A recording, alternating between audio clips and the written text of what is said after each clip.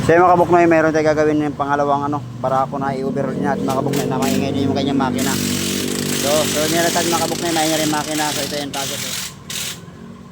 Yan. So at saka yung pangalawa, yung kumakapis ng kanyang kick, yung wala na siya ring power na pag sinipa mo mga kabuknoy. Yan. So bali overhaul natin yan. Papalit tayo ng lining, ID gearboxing, saka yung kanyang connecting rod. So baba ko muna mga kabuknoy para ma-check natin yung ibang gagawin pa natin dito sa kanyang barako. At kung anong makita natin dito sa kanyang barako na yung sira, so palitan na natin yan. So let's go.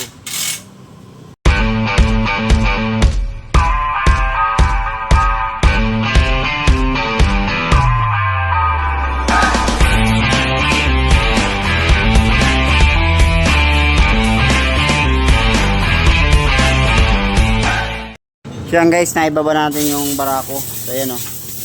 So di ko na pinakita mga kabuknoy yung pagbabalot sa kanyang chassis. So itong problema pa ni boss yung kanyang cambio, winilding niya rin oh. Ayan. So ang gagawin natin mga kabuknoy, kalasin ko muna yung bandang cylinder head. So yun natin yung bandang cross housing. Ayan oh. So ito yung problema kahapon ng yung may-ari, yung maingay yung kanyang makina. At saka yung pagkinik mo, wala na rin sabit, kapis na rin mga kabuknoy. So kalasin ko muna yung kanyang cylinder head, saka yung kanyang bandang clutch housing. Yan guys, so umpisa natin kalasin yung kanyang cylinder head.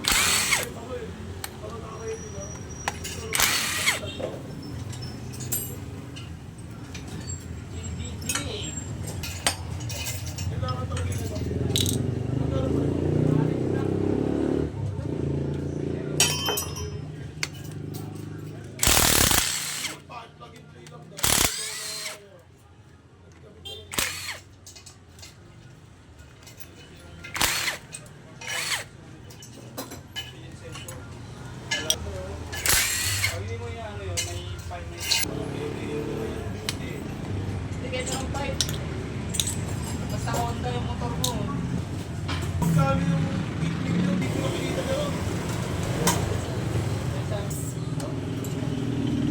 Pero alam ko, Wala talaga. Alatang isisit eh. Alatang ka. layo din dito eh.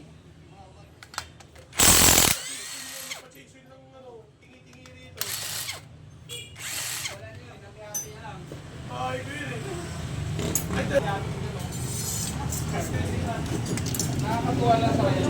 Talagaan. Makain.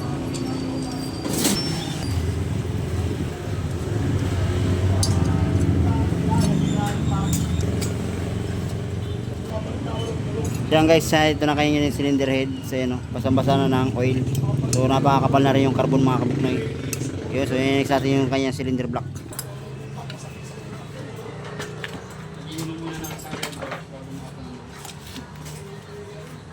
Kapatid mo, dito na pala sa event na trabaho yun sa natin. Dito sila. So yan guys, ito na yung kanyang cylinder block. So napakalaki na yung gas-gas. Ayun o. Hindi mo Santa Maria. Yan. So ang gagawin natin mga kabuknoy, ipapaalam natin mo sa may-ari kung ipare-rebore. So tanggalin na natin yung piston.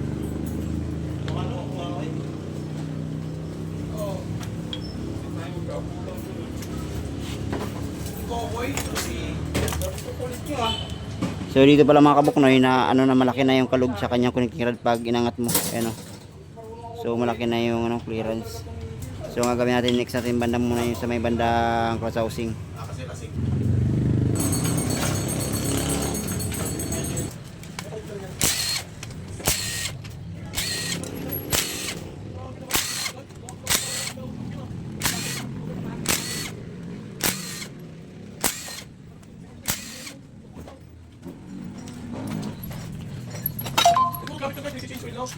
Ito yun siguro yan. Wow, grabe mga kabuknoy. So grabe mga kabuknoy, napakakapal yung dumi ng ng kanyang crankshaft ano. Wow. So kung mga ganito mga kabuknoy, napabayaan ng ng langis. So tanggalin ko muna yung cross housing.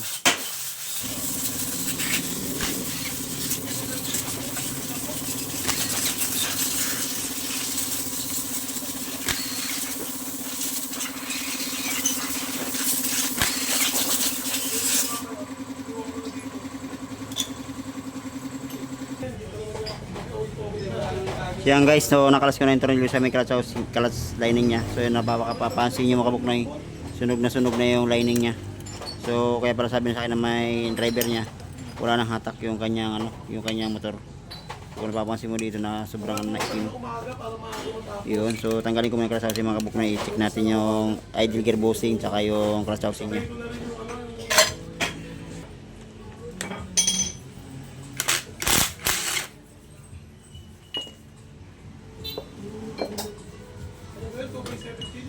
Kaya ano na yun, kuya? 716. 716? Yan guys, so goods pa naman yung clutch hub niya. Ayan o, wala pa naman tama. So yung lining niya talaga may na, malaki na yung tama nun. Sunog na. So ito na yung kanyang clutch housing.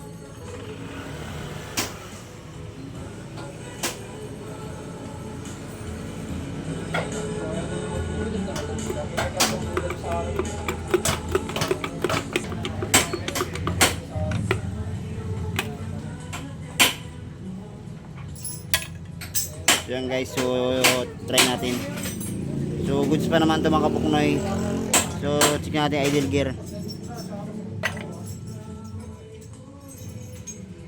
So yung kanya idle gear goods pa naman mga kabuknoy, wala pa naman siyang kalog.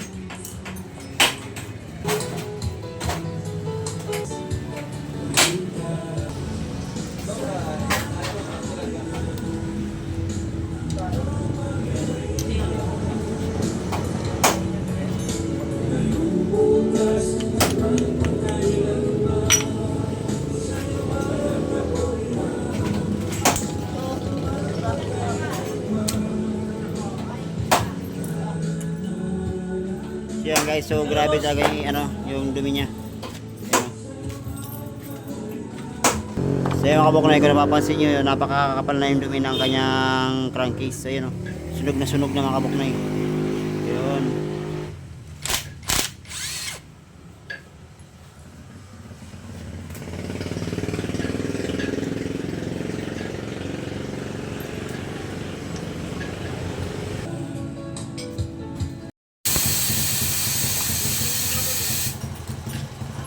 Yan guys, yung next natin sa may bandang magneto cover.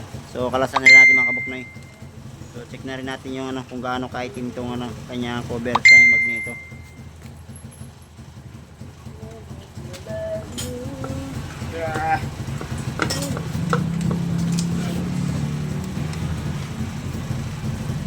Yan guys, oh. Sobrang itim talaga mga kabuknoy. Pati kayong stator wala ka na makita yung tagkulay tanso. So itim na itim talaga. So tanggalin natin yung magneto.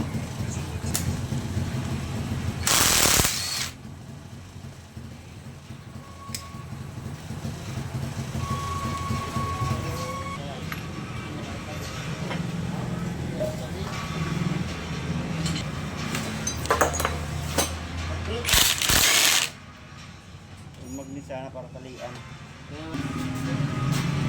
Dito ko malabas din eh.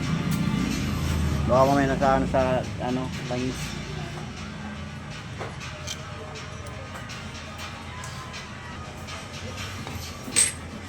Kasi baka may isama sa langis. Saan yan? Alat. Diyan na.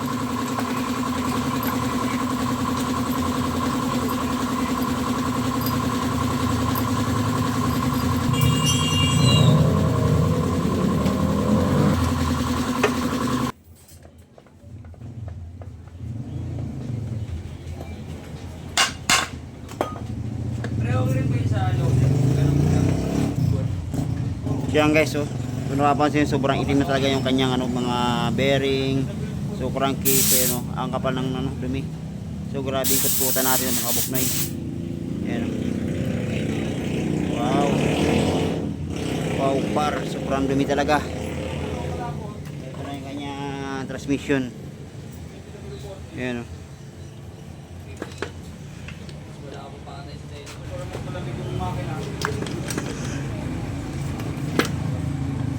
Iyan na lang tayo yung isa.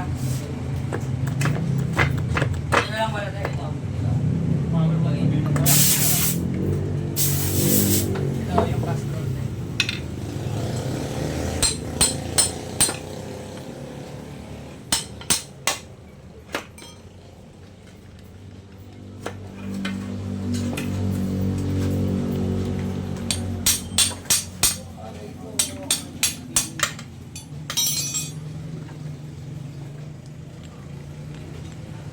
Yan guys, ito na kanyang transmission gear, ayun, oh.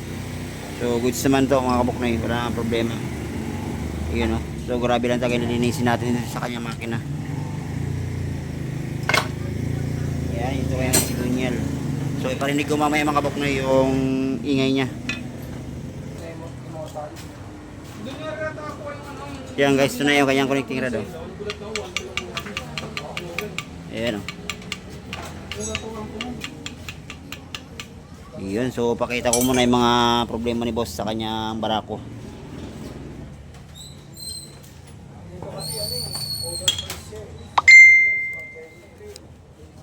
Yan guys, so ito na yung problema ni boss sa kanyang barako na natuyuan. Ayan, oh.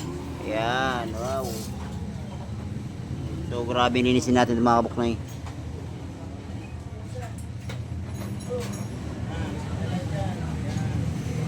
Yun, so linisin muna natin yung ano, yung kanyang makina. So linisin natin ng degreaser yan mga kabuknoy.